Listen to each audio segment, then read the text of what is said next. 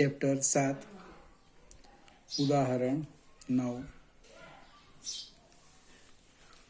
એક 3 મીટર લાંબી નિસરણી જે 20 કિલોગ્રામ વજન ધરાવે છે તે ઘર્ષણ રહિત દિવાલ પર ઝુકાવેલ છે. આકૃતિમાં દર્શાવ્યા પ્રમાણે તેનો નીચેનો છેડો દિવાલથી 1 મીટર દૂર છે. દિવાલ અને ભોંયતળિયાના પ્રતિક્રિયા બળો શોધો. હવે આકૃતિ ધારો કે ન આપે તો દોરી શકાય એવી પરિસ્થિતિ છે. આ આપણે ઘર્ષણ રહિત દિવાલ લઈ લઈએ અને આ આપણે ફ્લોરિંગ લઈ લઈએ, ભોંયતળિયું. જે સીડી છે એ 3 મીટર લાંબી છે, આ રીતે મૂકી છે.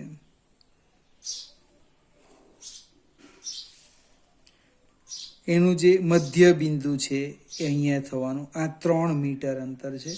નામ આપણે આપી દઈએ A, B, આ C.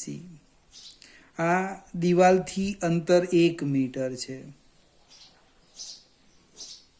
ટૂંકમાં અહીંયા સાઈડ પર લખીએ AC બરાબર 1 મીટર અને નિસરણની લંબાઈ છે 3 મીટર.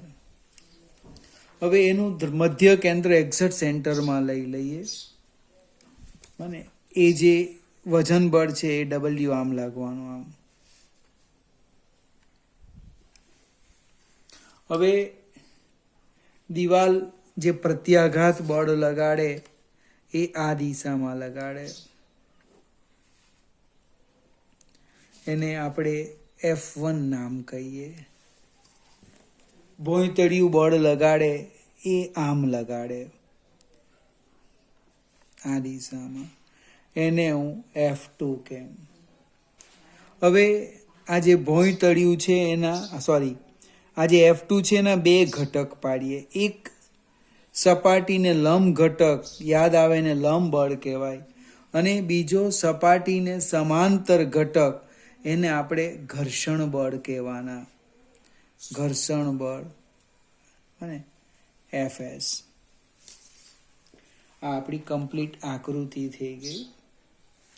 ફરીથી આ 3 મીટર લાંબી નિસરણી છે અને આપણે ડી બિંદુ કહીએ અને એને જરાક લંબાવી દઈએ. આ મધ્ય બિંદુ થશે E.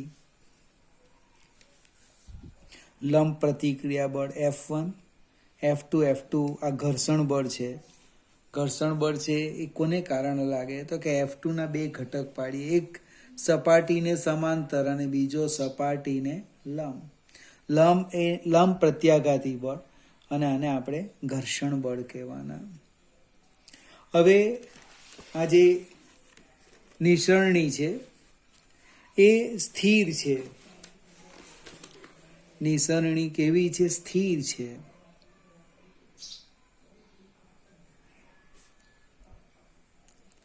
સ્થિર છે. સ્થિર છે નો અર્થ શું? તો કે એ રેખીય સંતુલનમાં છે. રેખીય સંતુલનમાં એટલે જસ્ટ આકૃતિમાં આપણે વિચારીએ કે આને સમક્ષિતિજ દિશા લઈએ આમ, અને આ શિરોલંબ, અથવા ને હું X કેમ અને Y કેમ, તો કે X અક્ષની દિશામાં લાગતું પરિણામી બળ 0 સમેશન Fx = 0. તો X અક્ષની દિશામાં 2 બળ છે. એક F1, એક બળ લાગે F1 અને બીજું બળ લાગે ઘર્ષણ બળ Fs. F1 અને Fs પરસ્પર વિરુદ્ધ છે એટલે F1 ને પ્લસ લેમ તો માઇનસ Fs = 0 અથવા F1 = Fs. બાજુમાં લખીએ સમેશન Fy = 0. હવે Fy 2 બળ થવાના. એક લંબ પ્રત્યાઘાતી બળ અને બીજું વજન બળ અધો દિશામાં. એટલે ઉપરના પ્લસ લેમ, વજન બળ માઇનસ થશે 0. એટલે કે N = W. એનો અર્થ N = mg. હવે નિસરણીનું દળ આપેલું છે M 20 કિલોગ્રામ. બને અને જી આપણને નથી આપ્યો એટલે આપણે લેવાના 9.8 મીટર પર સેકન્ડ સ્ક્વેર. એટલે લંબ પ્રત્યાઘાતી બળ કેટલું થવાનું? 20 ગુણ્યા 9.8 બને એટલે 98 ગુણ્યા 2 એટલે લગભગ 196 ન્યૂટન. 196 ન્યૂટન આવી ગયું. અને આપણે સમીકરણ એ કહીએ, આપણે એફએસ શોધવું પડશે. ચલો સેજ આગળ જઈએ. એ ચાકગતીય સંતુલનમાં છે. એ પહેલા આપણે અંતર લઈ લઈએ અને આકૃતિ પરથી હું બીસી શોધી કાઢું. આકૃતિ પરથી આકૃતિ જોજો. આ 90 ડિગ્રીનો એટલે કાટકોણ ત્રિકોણ બને છે. પાયથાગોરસનો પ્રમેય લેવાના. આ 3 મીટર છે, આ 1 મીટર છે, એટલે આપણને બાજુ પ્રાપ્ત થશે. એટલે આકૃતિ પરથી બીસી સ્ક્વેર બરાબર એસી સ્ક્વેર માઇનસ કર્ણ છે AB square minus AC square. એટલે કે બીસી નો વર્ગ બરાબર 3 નો વર્ગ 9 ઓછા 1 નો વર્ગ 1 એટલે કે બીસી સ્ક્વેર બરાબર 8. એનો અર્થ બીસી બરાબર 2√2 મીટર. 4 દુ 8, 4 નો વર્ગમાં 2 નીકળે. એઈ પાછું એ કયું તો કે આ મધ્ય બિંદુ લંબ અંતર લઈ લઈએ. 1 મીટર છે. એ બરાબર સી બરાબર 0.5.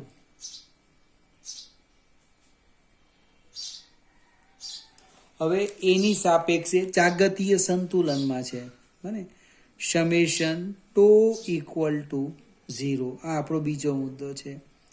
તો એના સંદર્ભમાં લખીએ. ટોર્ક લખું છું તો જો એમાંથી આ બે બળની કાર્યરેખા પસાર થાય એટલે એને કારણે લાગતું ટોર્ક 0. ખ્યાલ આવી ગયો? પ્રશ્ન આવ્યો ડબલ્યુ, તો એને કારણે એ વિષમઘડી દિશામાં ફરે એટલે ટોર્ક પ્લસ. F1 એને કારણે સમઘડી ફરે એટલે એ ટોર્ક ઋણ. એટલે હું લખું છું જો ટોર્ક સમેશન ટો એટલે W cross AE minus F1 cross BC equal to 0. Torque કેવી રીતે લખવું પાછું સમજાવું. બળનું મૂલ્ય ગુણ્યા બળનું સંદર્ભ બિંદુથી લંબ અંતર. તમે જો સમજાવો, આ બળ છે એની કાર્યરેખા થઈ ગઈ બને આમ.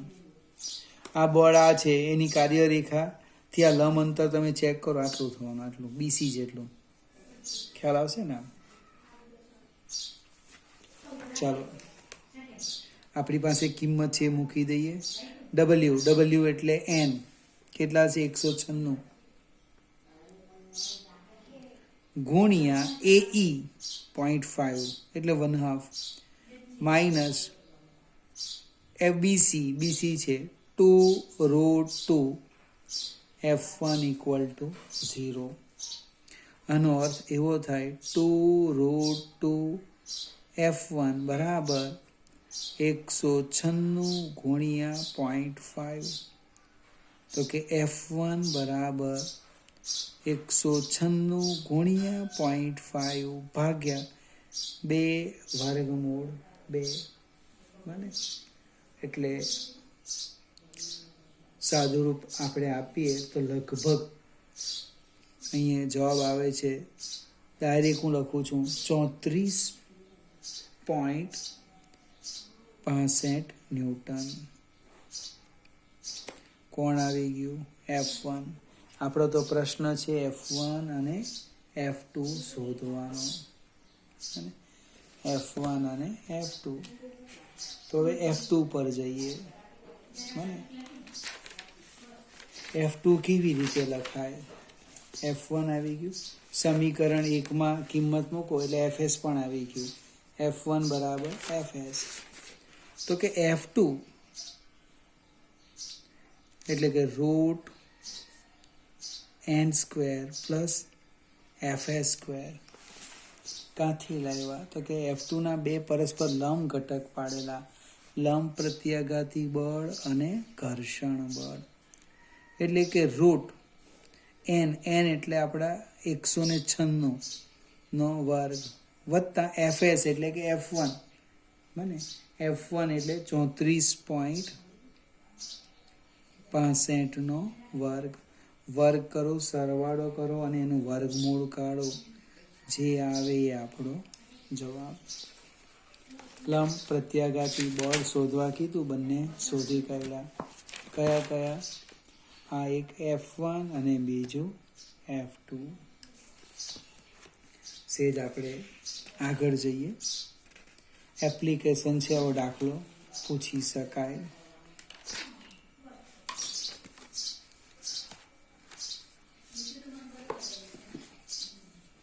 એક તક્તીની તેના કોઈ એક વ્યાસને અનુલક્ષીને જડત્વની ચાક માત્રા કેટલી હશે? હવે નાના નાના દાખલા છે ને, 2 માર્કમાં પૂછી શકાય. હવે આ એક તક્તી છે, આ રીતના. આ એનું કેન્દ્ર છે. કેન્દ્રમાંથી પસાર થતી જીવા એને વ્યાસ કહેવાય. ધારો કે એક આ લઈ લઈએ અક્ષ x અક્ષ, બીજી આ લઈ લઈએ y અક્ષ, અને આ z અક્ષ, એના સમતલને લંબ. એટલે ફિગર ખરેખર આમ થાય. આમ આ x અક્ષ એમ લેવું પડે, y અક્ષ અને આમ આ x, આ y ને z. હવે આ કોઈ પણ એક અક્ષને અનુલક્ષીને જડત્વની ચાક માત્રા શોધવી છે. તો પહેલા તો હું એક વાક્ય લખી દેમ. તક્તીના કેન્દ્રમાંથી પસાર થતી અને તક્તીના સમતલને લંબ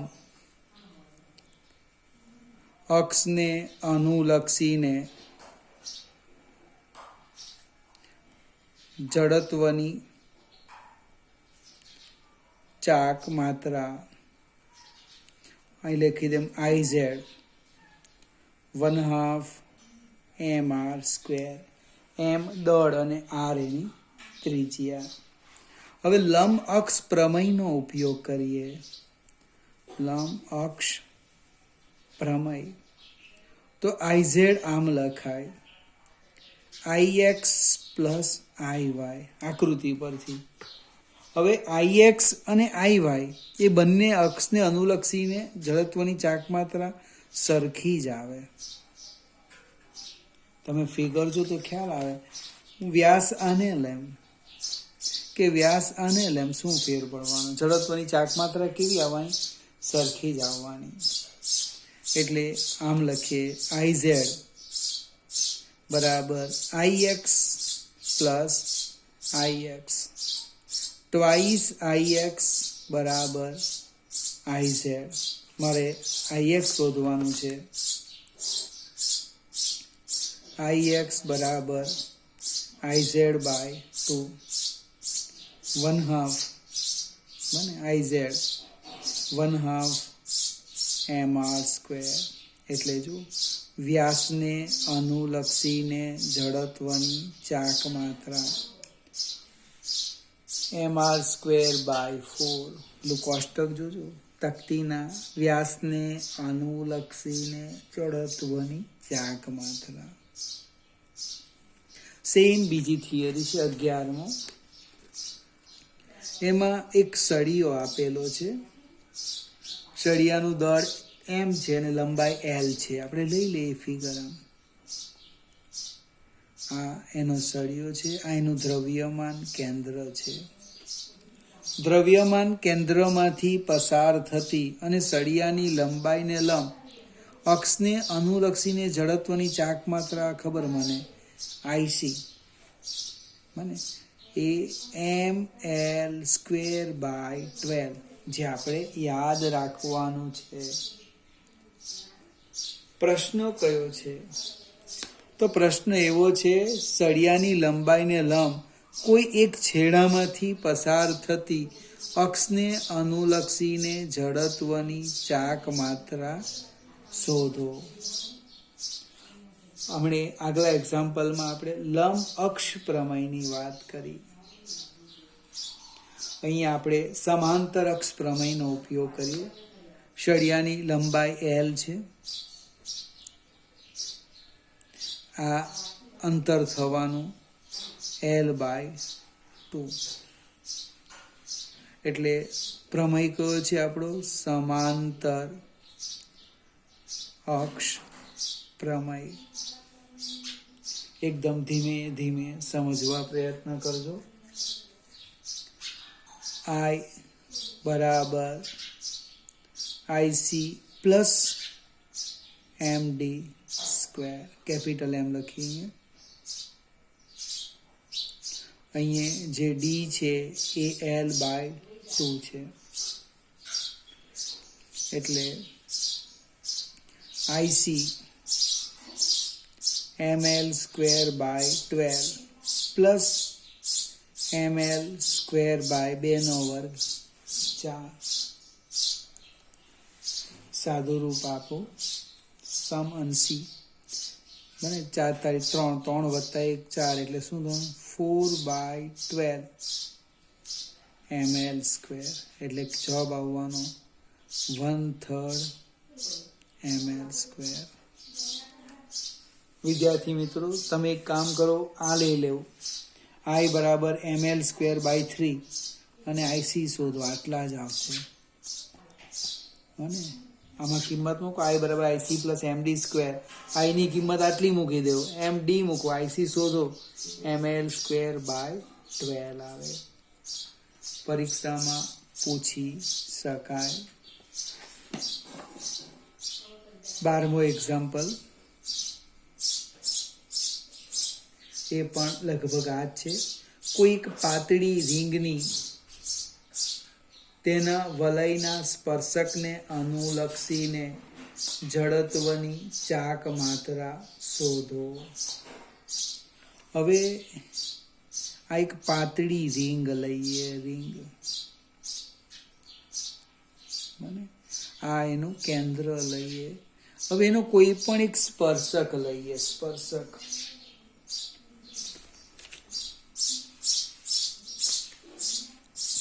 ધારો કે હું સ્પર્શક આને લઈ લઉં. આ સ્પર્શકને અનુલક્ષીને જડત્વની ચાક માત્રા, તો એને સમાંતર કેન્દ્રમાંથી પસાર થતો વ્યાસ થઈ ગયો, અને આને હું IC કહીશ, વ્યાસ.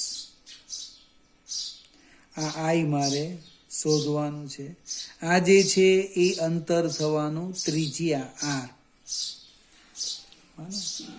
અહીંયા પણ સેમ સમાંતર અક્ષ પ્રમેય આવવાનો છે.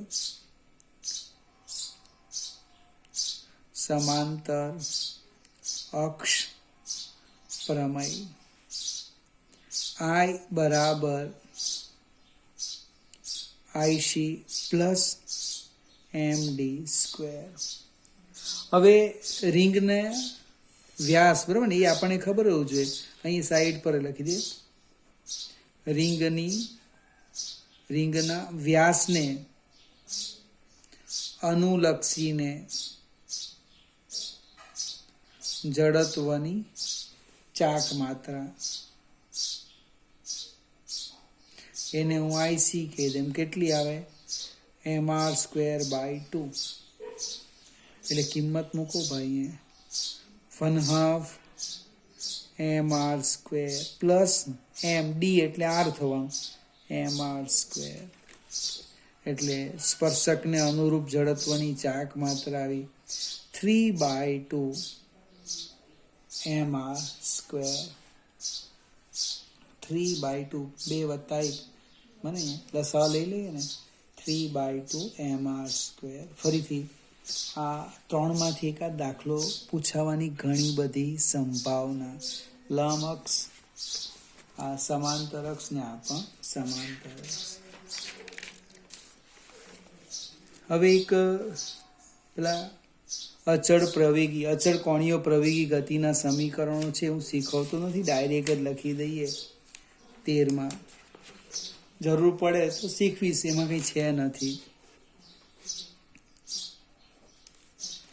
એ આપણે રેખીય ગતિમાં જોયા જ છે કલનશાસ્ત્રનો ઉપયોગ કરીને.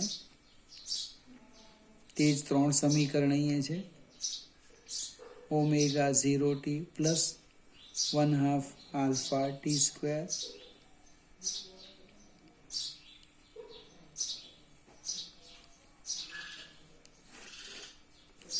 વી ની જગ્યાએ ઓમેગા, એ ની જગ્યાએ આલ્ફા. બસ આટલું જ છે, બીજું કંઈ છે નથી. એ હું સાબિતી આપતો નથી. હવે એના ઉપર આધારિત એક એક્ઝામ્પલ જોઈએ. 14મો એક્ઝામ્પલ. એક મોટરના પૈડાની કોણીય ઝડપ 16 સેકન્ડમાં 1200 RPM થી 3120 RPM સુધી વધે છે. તો કોણીય પ્રવેગ, કોણીય પ્રવેગ નિયમિત છે તેમ ધારી કેટલો હશે? આ સમય દરમિયાન એન્જિન કેટલા પરિભ્રમણ કરે છે? ખૂબ મજાનો છે દાખલો. હવે સમય આપ્યો છે 16 સેકન્ડ, બરાબર, એકદમ ધીમે ધીમે. 16 સેકન્ડમાં શું થાય? એની ઝડપ કેટલી હતી? તો 1200 RPM થી કેટલી થઈ? 3120 RPM. ભાઈ RPM શું છે? તો રોટેશન પર મિનિટ. બને તો આ શરૂઆત છે ને ઓમેગા 0 કેમ? ઓમેગા 0 આપેલા 1200, બને રોટેશન પર મિનિટ એટલે કે 1200 એક ભ્રમણ એટલે કે ટ્વાઇસ પાય, અને 1 મિનિટની સેકન્ડ 60 એટલે લગભગ 1 મીંડું નીકળી જાય. 120 ભાગ્યા 6, 6 દુ 12 એટલે 20 100 ના 20 એટલે 40 પાય રેડિયન પર સેકન્ડ. હવે થી આટલા એટલે ઓમેગા, બીજી ઝડપ એને ઓમેગા કહીએ. 3120 RPM એટલે 3120 ગુણ્યા રોટેશન ટ્વાઇસ પાય મિનિટ 60. અને સાદું રૂપ આપણે આપીએ તો લગભગ 104 પાય રેડિયન પર સેકન્ડ. પ્રશ્ન છે આલ્ફા શોધવાનો. મારું પહેલું જ સમીકરણ છે, જો ઓમેગા બરાબર ઓમેગા 0 પ્લસ આલ્ફા ટી, એટલે કે alpha T omega minus omega 0. It means alpha બરાબર omega minus omega 0 by T. કોઈક મિત્રને યાદશક્તિ સારી હોય તો એ ડાયરેક્ટ લખે, નહીં તો મારી જેમ લખે, પહેલા આ લખે, સાદુરૂપ આપીને મેળવે. ઓમેગા 104 પાય માઇનસ 40 પાય, સમય છે 16 સેકન્ડ એટલે 64 થવાના. 64 પાય બાય 16 એટલે જવાબ આવ્યો 4 પાય. જવાબ આવવાનો 4 પાય રેડિયન પર સેકન્ડ સ્ક્વેર. પ્રશ્ન બીજો એક એવો છે કે કેટલા ભ્રમણ કરશે? તો ભાઈ કોણીય સ્થાનાંતર શોધો. પહેલું કોણીય સ્થાનાંતર. હવે બે રીતે શોધાય. થીટા બરાબર omega square minus omega 0 square અપન twice alpha લેવ, અથવા omega 0t plus 1/2 alpha T square, આ પણ ચાલે. એટલે theta is equal to omega 0, આપણે કેટલા 40 પાઈ ટી 16 પ્લસ 1/2 આલ્ફા 4 પાઈ ગુણ્યા 16 નો વર્ગ અને આપણે 16 ચોક 64 640 પાઈ પ્લસ આ ટ્વાઇસ પાઈ થવાના ટ્વાઇસ પાઈ ને 16 નો વર્ગ સાદુરૂપ આપીએ આપણે 256 એટલે 512 પાઈ એટલે કેટલા થવાના થીટા આવવાના આપણા 1152 પાઈ રેડિયન. હવે કેટલા ભ્રમણ કરશે એમ કે ભ્રમણ તો એ મજાની ચર્ચા છે. એક ભ્રમણ બરાબર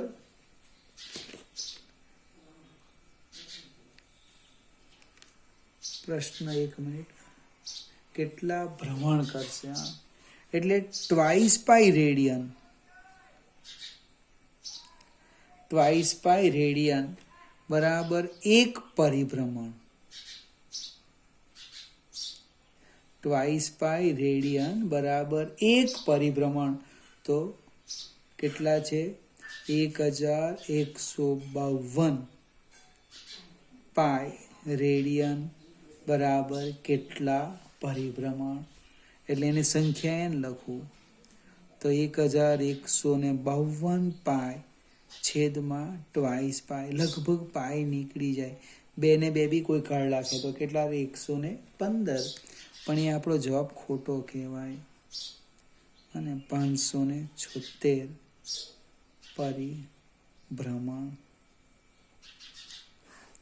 ફરીથી સ્ટેપ સમજાવું ટ્વાઇસ પાઈ રેડિયન એક પરિભ્રમણ આટલા કેટલા એટલે પરિભ્રમણની સંખ્યા આવી ગઈ. આવું પણ પૂછી શકાય.